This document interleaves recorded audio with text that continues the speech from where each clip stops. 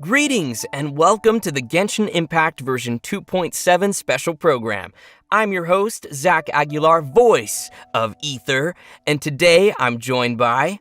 Max Middleman, voice of the Arataki gang's one and only leader supreme, Arataki Ito. And me, I'm Laura Post, and I voice Yelan. So, wait, that's it? Well, Yelan's a woman of mystery, so let's keep it simple before we get to officially introduce her. Oh, right, yeah, gotcha. And, judging from the lovely image we have here, there'll be lots of other characters also making appearances this time around, so I'm sure it's gonna be quite the party. Yeah, for sure.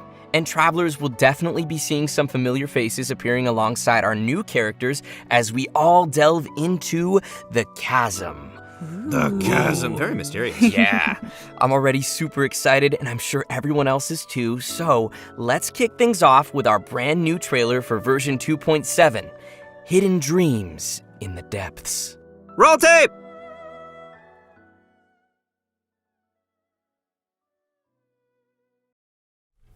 My father, he's thinking of stepping down from the Tianshu position. I first met Yelan when she was very young. Even back then, she was extremely tough, and she kept her cards close to her chest. The day the chasm was unsealed, I put in a request to be transferred here, so I could finally learn the truth of what happened back then. Everything is chaotic here. If you stay here too long, this space may well devour you. Does that mean even Xiao can't sense our presence here? Something seems to have been activated inside the Fantastic Compass. I fear that this problem underground is bigger than we thought. Just focus on taking care of yourselves. I'll figure out the rest.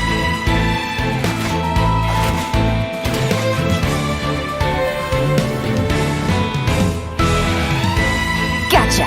Busted! Here comes the catch! Maybe I should make better use of my time.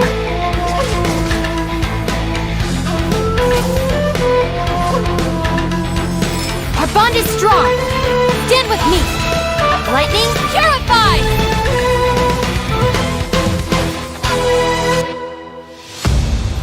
No, it's still alive. Why would you become like this? That sounds like Xiao. Could he be in trouble?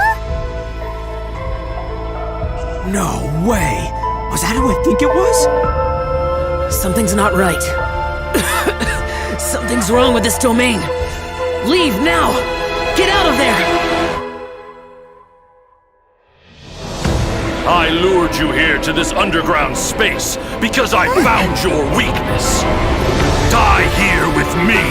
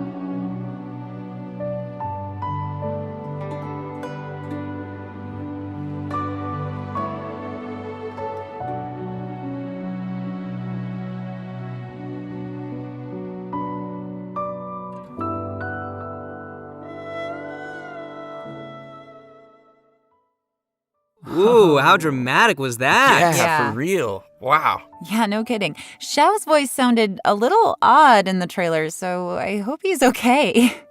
Yeah. And it looks like we also get to see some more of Lumine or Ether, depending on which twin you chose. And I'm not gonna lie, guys, we have so much stuff to introduce to everyone today. I'm pretty sure that everyone's waiting to see all these new characters and what their new event wishes will be, so let's get started with that. Yeah. In the early part of version 2.7, our new playable character Yelan will be appearing in her own event wish. At the same time, our old buddy Xiao will also be returning for a rerun in his event wish. In the later part of version 2.7, Arataki Ito, That's me. will be making a return alongside his deputy leader, Kuki Shinobu, in his own event wish. Ah, Kuki Shinobu. She's a dreamboat. She can do anything. Also, in terms of weapons, travelers can expect to see an all-new weapon banner featuring the new 5-star bow, Aqua Simulacra. And that covers the new event wishes for version 2.7. Next, we have a quick trailer to give us a preview of the first of our new characters, Yelan. Roll tape!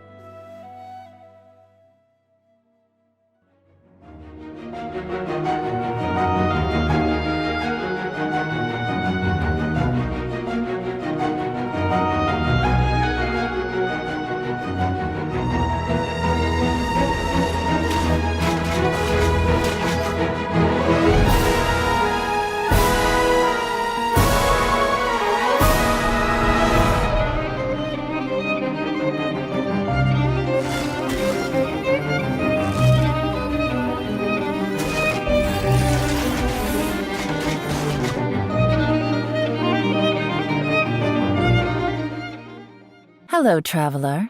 Call me Yelan.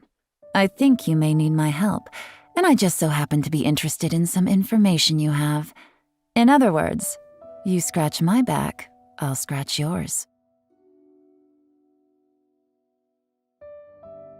Cool. I like that dice move. I really like how she turns invisible. It's like my favorite part. Yeah, I love how swift her movements are. Like, ooh. And that dash? Yeah, Oh, super cool. Totally. That's dope. And what a silky smooth voice. Aw, shucks. So many of you may already recognize Yelan from when she appeared in the chasm. Her archery skills are pretty impressive. So Laura, would you mind lifting the veil on this mysterious character? Of course. Yelan is the mysterious owner of the Yenshang Tea House in Liyue. Definitely not the first mysterious tea house owner we've met.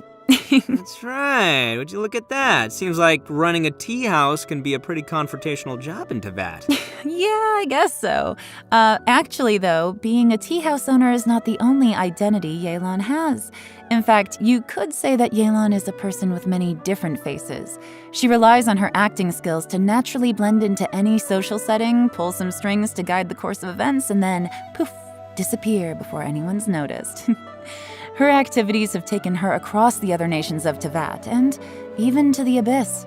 All right, nice. So she also travels around Teyvat, like the Traveler. Well, yeah, but maybe a little more dangerous looking than our traveler. Hey, the Traveler can be dangerous. Well, Sure, Zach. Yelan prefers the thrill of exploring dangerous places and living on the edge a little. Interesting. If you ask me, Yelan is starting to sound more like a special agent type of character. Well, sounds like you are following the clues, Zach. Yelan is actually a special intelligence officer that reports to Ningguang, and she serves as a reliable line of defense in protecting Liyue. Even those on the inside like Ganyu don't know the full extent of Yelan's duties. So in other words, Yelan works under Ningguang? Kinda, but I wouldn't put it quite like that. To Yelan, her relationship with Ningguang isn't about rank, it's more about a collaboration. Ningguang arranges dangerous work, and Yelan brings her the resulting intel. This sounds so secretive. I'm kind of curious about how these two started working together. Yeah, me too. Yeah, well, we'll just have to wait and see. Speaking of her work, Yelan keeps tabs on any extraordinary individuals she comes across and puts them on a list. It wouldn't surprise me if we even found the Traveler on her list, and that she's been keeping a close eye on them. Wait, are you serious? Maybe. Maybe not. Anyway, as someone who works in special intelligence, Yelan is a master of disguise and an expert at seeing through people and understanding what they're thinking. So, if you'd like to see how Yelan operates in tough scenarios and works to uncover the truth, then be sure to check out her story quest, Umbrabilis Orcus Chapter, dropping in version 2.7. Sweet. Okay, so now that we've heard a little bit about Yelan's background, how about we talk about her combat capabilities? Let's do it! Yelan wields a bow and manipulates a Hydro Vision, and in combat, she's a Hydro DPS character that combines rapid attacks with agile mobility. She's an expert at weaving in and out of dangerous situations by swiftly moving across the battlefield and rejoining the fray with powerful attacks. She's so agile. You know, she may move as gracefully as a flower petal in the wind, but do not cross her. She is a beast with that bow. After a short time out of combat, Yelan will enter a breakthrough state, which will cause her next charged aim shot to have decreased charge time. And once charged, she can fire a breakthrough barb that will deal AoE hydro damage. Yelan's speed becomes quickly apparent in her elemental skill, Lingering Lifeline. Tapping or holding the skill button allows her to move rapidly using her lifeline, marking opponents along her path. When her rapid move ends, the lifeline will explode, dealing hydro damage to marked targets. Yelan also has a fixed chance to reset her breakthrough state, based on the number of opponents marked. Ooh, cool. So we better try to mark a whole crowd of enemies to maximize the damage. Her elemental burst, Depth Clarion Dice, deals AoE hydro damage and creates wondrous dice, which aid her in battle. The dice follow the character around and will initiate a coordinated attack when your active character uses a normal attack, and each time Yelan's lifeline explodes and hits opponents. With Yelan's passive talent, Adapt with Ease, the active character's damage increases over time while the dice are active. I'm telling you, do not mess with her. She sounds gnarly. Sounds like she could also fill a solid support role, too. Totally. Absolutely, yeah. Yelan also has another passive talent called Turn Control, which causes Yelan's max HP to be increased based on the number of elemental types that are present in the party. And finally, because of Yelan's understanding of the Liyue region, she gains increased rewards when dispatched on a Liyue expedition for 20 hours. Ah, that makes sense. Of course, even after sharing all this information, Yelan still has a lot of secrets. Travelers will have to spend more time with Yelan on their journey to learn more about her. She'll also be making an appearance in the new Archon Quest Interlude chapter coming in version 2.7. We'll have more details on that shortly, so don't miss it. Nice. And now, I think it's about time we introduce our second new character, Kuki Shinobu. Oh, she's the pride and joy of the Arataki gang. Second to Ito, of course. So let's see her in action.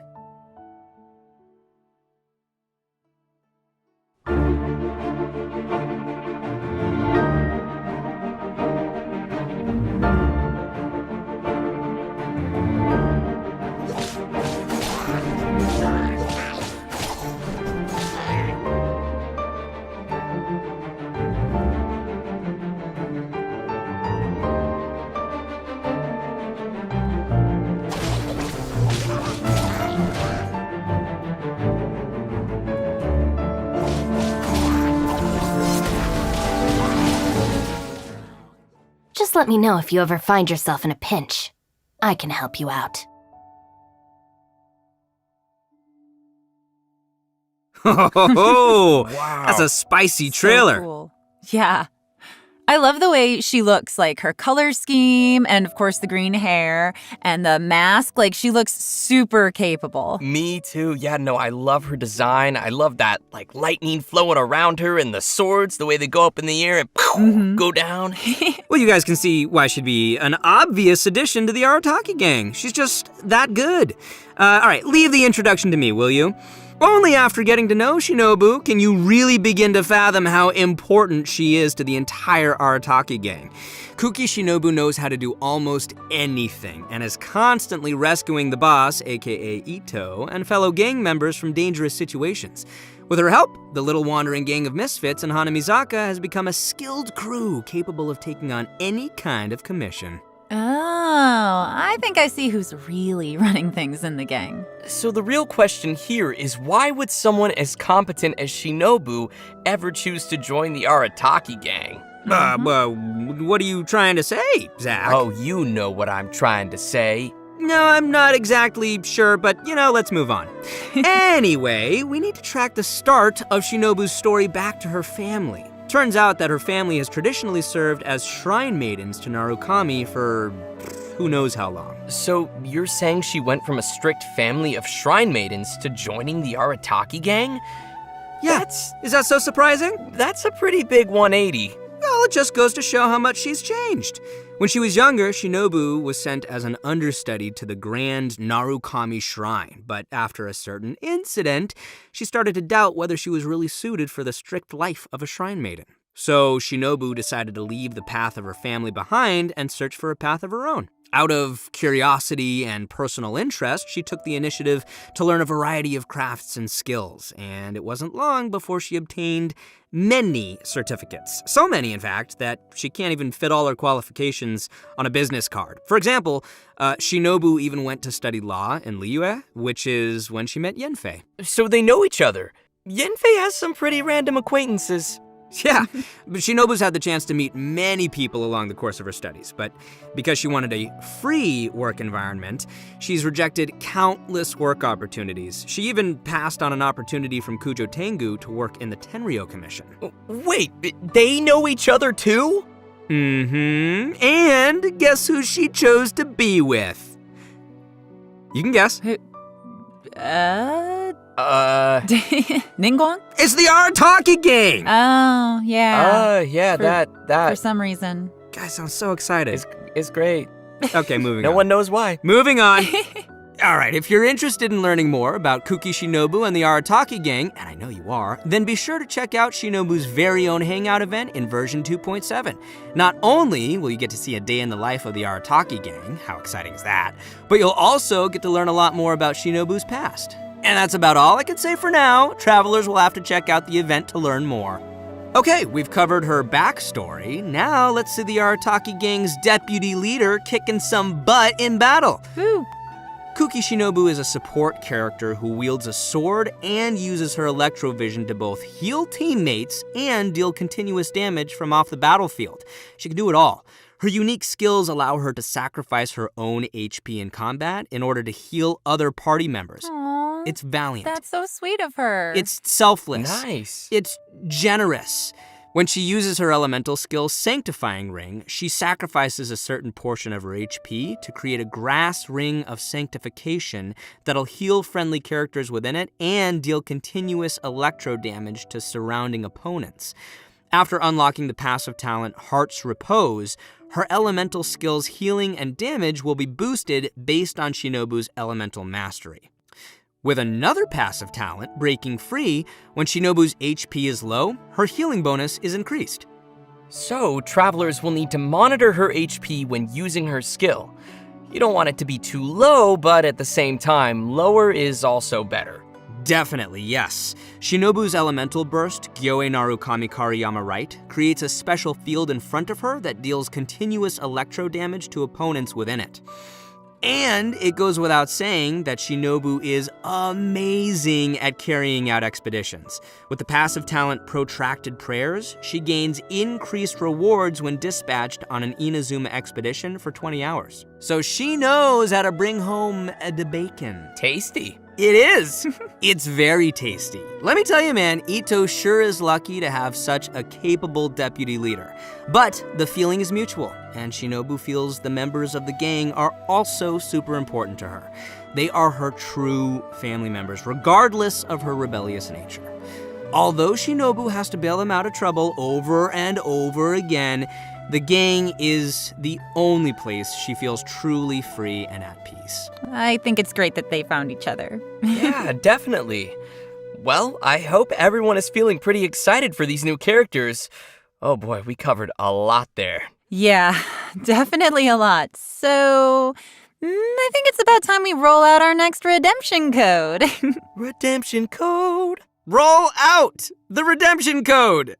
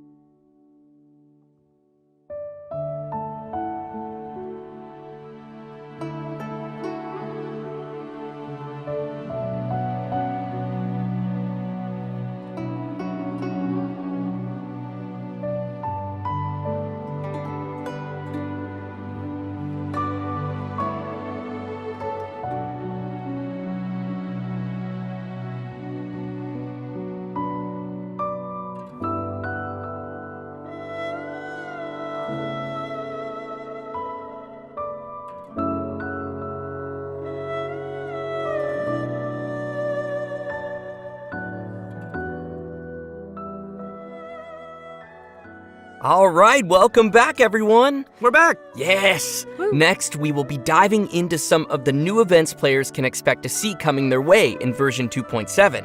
Our first event not only includes our new Archon Quest interlude chapter, but will also contain a new challenge game mode. The event's called Perilous Trail. The Archon Quest will be featuring a very unique cast of characters as Yanfei, Yelan, Ito, and Shinobu team up with the Traveler when they become stranded deep in the chasm. And it's not long before we also discover that Xiao is also conducting an investigation of his own in the chasm. Investigation, you say, Because there's a lot of history and secrets buried within the chasm, including the story of how the people of Liyue fought off monsters 500 years ago. Yelan has been monitoring this place for quite some time, trying to find out the truth of what happened back then. It turns out that this piece of history is also related to her origins. The mystery.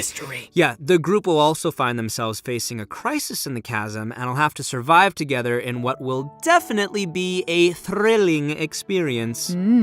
So from what's been revealed in the previous version, we know that there is a deep connection between the Yakshas and what happened in the chasm. It even seems that our vigilant Yaksha Xiao has some obsession with the area. It'll be interesting to see why he's in the chasm and what he's looking for down there. Travelers will have to follow Xiao's steps to learn more about the history that has been sealed there. As travelers play through the Archon Quest, the combat challenge Realms of Guile and War will also gradually become available. Travelers will need to constantly defeat enemies within a challenge domain. Completing 3 challenges will be counted as a round. The first 3 domains will consist of 3 rounds, and the last domain will have 6 rounds. What's unique about this event is that after each round, you have to rearrange your party according to the domain's rules. For example, in the Direcliff Court domain, only one member of the current party can be selected to continue on, while everyone else will enter recuperation mode and will be unable to fight. In another domain, Kaleidoscope Cage, 2 characters will be selected at random and will be unable to continue the fight. Interesting. So it looks like travelers will need to be prepared to face a variety of scenarios. Yeah, but I'm sure our travelers will come up with some teams and strategies to handle the challenges. Still, it sounds like they're gonna need to use a lot of characters. I don't know if everyone's leveled up quite so many. Oh, yeah, that's a good point. I know I gotta level up a lot of my characters. So it's important we mention that each of the domains will also have multiple trial characters prepared for travelers to use. Oh. And additionally, travelers may select and equip 3 stratagems per combat round that will provide buffs in battle. Oh, cool. Yeah. Travelers may consume stratagem shards they've collected in battle to redraw stratagems, or select a previously equipped stratagem for continued use. Stratagem shards may even be used to redeploy downed characters. With the help of all of these supporting mechanics, travelers can confidently try the challenges with different combinations of characters. Yeah, and in addition to exchangeable rewards in the event shop, everyone should remember to also collect rewards from the challenge quests on the event page. The rewards will include an event-exclusive 4-star bow called Fading Twilight. Ooh, Fancy. sounds cool. So you guys have got to check out this event. Oh, I definitely will. All right, our next event is called A Muddy Bazaar Adventure. This one also takes place down in the chasm. Darn mysterious chasm. So mysterious. For reasons unknown, some dark, mud-like substance has come pouring out of the caverns and mines of the chasm, and once again, the Sumeru scholar Hosseini has appeared to help us resolve the crisis. In this event, we will have to deal with constantly oozing dark mud, as well as monsters that have been strengthened by its effects. Ooh, creepy. Yeah. With the help of Persina's spike, we'll need to clear the mud, weaken and defeat monsters, and let the spike purify the surrounding area while energizing itself.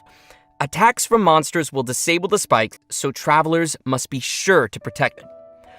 Also, when the spike is operating normally, using blooming light with a lumenstone adjuvant of a certain level will clear out nearby oozing concretions, granting the spike additional energy and speeding up the charging process. Oh, heck yeah. Nice. As the event progresses through different phases, uses for the spike will also change. For example, the spike could release shockwaves at intervals that attack opponents and dispel the buffs that those opponents possess. Also, the challenge objectives will change throughout the event. In some challenges, travelers may have to defeat the enemies in a limited amount of time, while in others, travelers will have to escort a hot air balloon to its destination while clearing out dark mud along the way. In the last phase of the event, travelers will have to clear dark mud and defeat monsters to reach a high score. In this challenge, powerful opponents will appear and travelers may defeat them to earn more points. Travelers will need to be careful of the dark mud as it drains HP and affects our ability to move. So be sure to stay safe and make quick work of any enemies you encounter. Keep yourself alive! Yeah. I'm up! So, you guys remember how I said that Shinobu studied law in Liyue before? Well, to celebrate her graduation, we're holding a special event. The almighty Arataki Great and Glorious Drum Along Festival, which, in case you didn't catch that, is gonna be another rhythm game event. Yes, rhythm game, rhythm game. Rhythm game, rhythm game! Yep, and we're gonna be shaking things up a little from the previous music games. This time, travelers will be receiving a drum, so the game will be changing to a playstyle that is a little more suitable for a percussive feel. It'll probably be best if we just show the travelers how it works, so let's take a look at how to play. All right, here we go. Yes, pro mode. That's the only kind of rhythm game I want to play. Let's go, drum in hand. All right, it's like one of the semicircle style ones. Yeah. I can get behind that. Okay, so you gotta use two hands. All right. I mean, some people do them one-handed, but I can't imagine doing that personally. Yeah, it's tough for me. We're seeing a lot of single notes. Yep, we got the taps holds. and we got the holds. You got tippy taps so and the that's good. holds. And then we have the double notes, too. You have to hold them down at the same time. Nice, multitasking. I'm really loving this.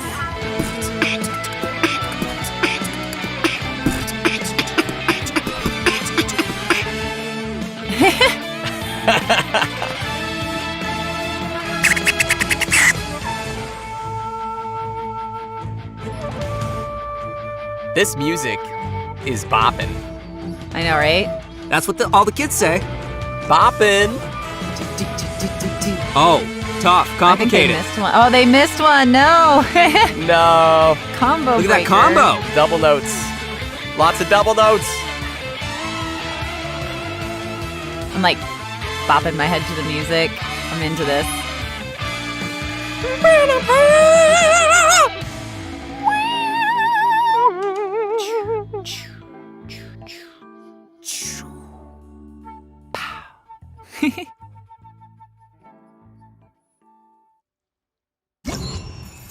Time to shine.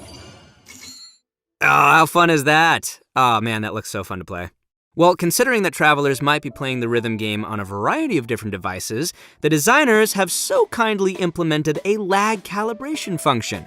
This means travelers can calibrate their device by tapping the screen when they hear the accented pf, and can adjust the decision line until it roughly coincides with the note position they entered. By making these little adjustments, travelers can improve the gameplay experience for each of their individual devices and playing habits. Also, we'll be able to adjust the note falling speed as well as the volume of the button sound when pressed. Additionally, more detail was given to how the system determines whether each note is counted as successfully hit or missed. In this music game, travelers will have access to all 3 difficulties from the very beginning. So, travelers who are more confident in their drumming skills, such as myself, can clear the higher difficulties and still be able to collect the corresponding rewards for completing the lower difficulties as well. And just wait, I haven't even gotten to the coolest feature yet. Oh. As tunes are unlocked, a note editor mode will also be unlocked. Oh, cool. Create your own. All right, that is pretty cool. Travelers can freely edit the note positions in these tunes to create their own beat maps of the game's musical scores, which can then be shared with other people. Nice. Of course, in order to share your tunes with others, you will first be required to play the song and reach a specific rank to generate the share code. And finally, travelers will also find some special gifts and messages left by some familiar friends at the festival. So don't forget to check those out. Oh, I will. Oh, I know you will. All right, and last but not least, we have another interesting event. The aim of the event? Create a robot. Bet nobody saw that one coming.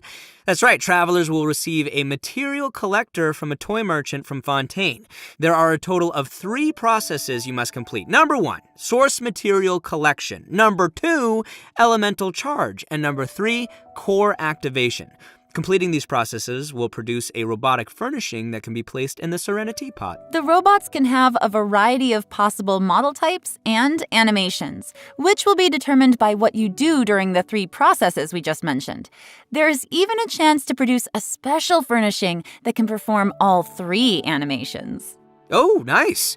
During the event, travelers will be able to claim a total of 4 robots from test model vouchers. If, say, you were unable to produce the model you wanted, you can use the trade function to send requests and obtain the product model that you need. So, who's excited to make some robots? I am! Yeah, I can't wait to see what everyone makes in this event. And that's it for the new events in version 2.7. Next, we have some important system updates and optimizations coming to the game. First, to help travelers on their adventures, the system designers have added challenge feature tips to the beginning of some high-level material domains. These will include some suggestions on how to quickly defeat the monsters in the domain, which might help travelers find the optimum team or strategy to efficiently clear it.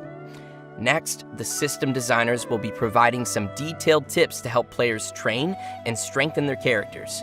When players open the Character Talents menu, they can use the newly added Talent Reference button to see talent priority recommendations based on the actual data of other active players. And by pressing the Attribute Reference button in the Character Artifacts menu, players can see the main attribute usage statistics for each artifact slot. The system designers wish to give everyone more intuitive data to reference while choosing how to strengthen each of your characters. Ooh, cool. So, yeah. That'll make it easier. The talent reference button looks super convenient. Like, it seems like it would be really helpful if you're kind of on the fence and you don't know what you want to pick. You can see what everybody else has, done in the past. Oh, totally. Anyways, we also have another update regarding the game's music. During version 2.7, we will be releasing a new OST album, Millilith's Watch, which includes all the music composed by the Hoyo Mix team for the new Chasm area. Ooh, sounds cool. My favorite part of any game is the soundtrack, so I'm looking forward to hearing that. Yeah. Okay, next we have a new collaboration to announce to everyone. Genshin Impact will be teaming up with the Funko brand to release a series of Genshin Impact Funko Pops. Whoa! Yeah. The first wave will feature figurines of Paimon, Ether, the one I voice, and Lumine. These will be released as Funko Pop Asia bobblehead figures. Travelers who are interested can head to the official Funko website to be notified when the figures are released. Although you have to wait for the figures, you won't have to wait for the next redemption code. Yay!